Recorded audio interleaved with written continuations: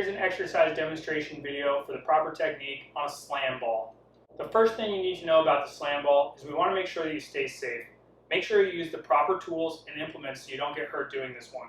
The most common mistake I see is people use a ball with too much bounce. And so when they pick up the medicine ball, they reach it over their head and they slam it back down, it immediately bounces back up and it can hit them right in the face.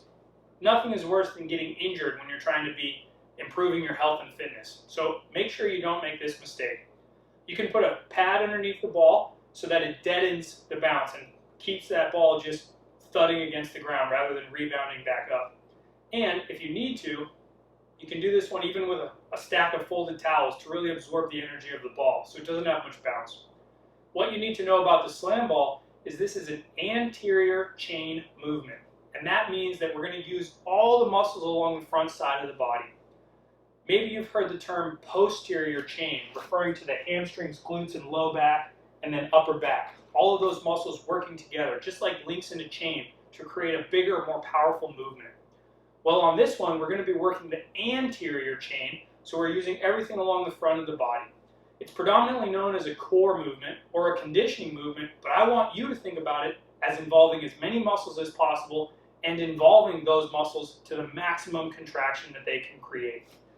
So starting with a wide stance and the ball in between my feet, I'm going to pick this ball up and I'm going to hold it above my head and then accelerate it down as quickly as I possibly can to throw it at the floor right in between my feet, or maybe a little bit in front of my feet.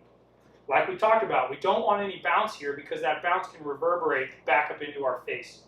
So remember, as you do this one, full height so that you can make sure to use your entire body to chuck that ball down. Now remember, when you're doing this one, we are trying to throw that ball through the floor, so really speed up the ball on the way down. A slam ball is not a little movement and then the ball's coasting down because of gravity. I want you to be speeding it up, speeding it up, speeding it up until that final minute of release when you throw it down to the floor. Now it's best to use your body in a whip-like movement where we generate the first movement from our biggest and most powerful muscles, and then we progress out towards the extremity, going to medium muscles, which are capable of medium speed, and then ending up with small muscles, which are capable of the fastest speed. So start big with low speed, go to medium with medium speed, and end up with the small muscles with the maximum speed.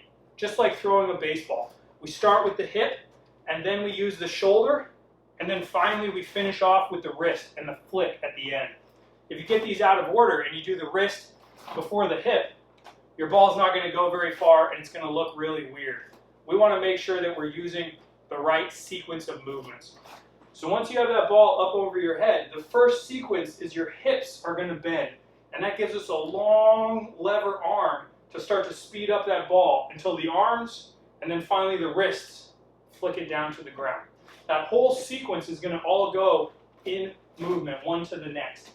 So get to that full height, hips, arms, hips, shoulders, arms, hips, shoulders, arms, to throw that ball down.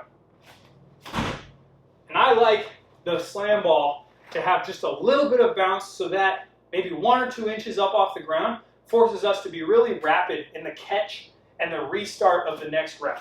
So if your slam ball can go right into the next one, that's going to be a bit better for you to overwhelm that anterior chain as you practice. It's hard to do these demonstrations, talk, and really work out all at the same time. But lucky for you, you won't have to think about instructing it to anyone else. You can just focus on getting that full height, starting with your hips, and then whipping down into your arms and shoulders. So you really put some speed into that ball. Remember, try to bounce it, grab it, and immediately be on for the next repetition. As you're doing this, the main goal is how rapidly you can close the front of your body, that anterior chain. But a side benefit is going to be your ability to finish that rep and to use all the muscles on the back side of the body to get back up into the next elevated position for your next slam ball. And that tall position is important to keep the abs and glutes like we talk about so much. If I'm here, I'll be much stronger than if I'm here with that overhead load. Notice the hips out behind. Keep all that alignment. Get tall, but be solid, and you'll have much more whip and much more power as you drive the ball down for that next rep. Alright, hope this exercise demonstration video of proper technique is useful to you, and you can think of me as a little angel on your shoulder next time you're doing a slam ball or a similar anterior chain movement. See you next time, and thanks for watching.